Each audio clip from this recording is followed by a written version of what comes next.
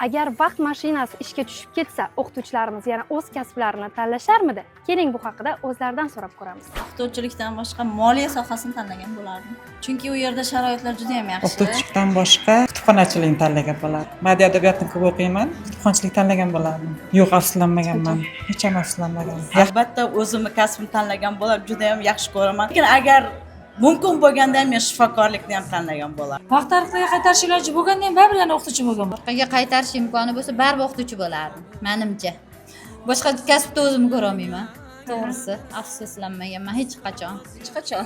Chunki avlodim o'qituvchi. Chunki dadam rahmatli aytganlar, eng yaxshi kasb ayollarda o'qituvchilik. Men hayotimni adabiyotsiz tasavvur qila olmayman. Men baribir o'qituvchi bo'laman. Chunki bu meni qon-qonimga singib ketgan. Men bola paytimdayoq o'qituvchi bo'lishimni aniq bilganman, hozir ham hech qachon afsuslanmayman. O'qituvchilikdan boshqa kasb bilmayman. Shu o'rgangan.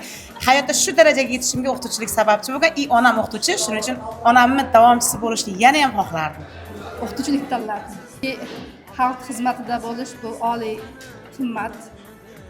O'ziga yarasha mashaqqati bor, og'irligi bor, lekin o'qituvchilik kasbini tanlagan. Faqat o'qituvchilik. Men o'qituvchilikdan baraka topgan insonman, Xudoga shukr. Behisob shukr. Sizchi, sizga imkon berilganda siz qaysi kasbni tanlagan bo'lar edingiz?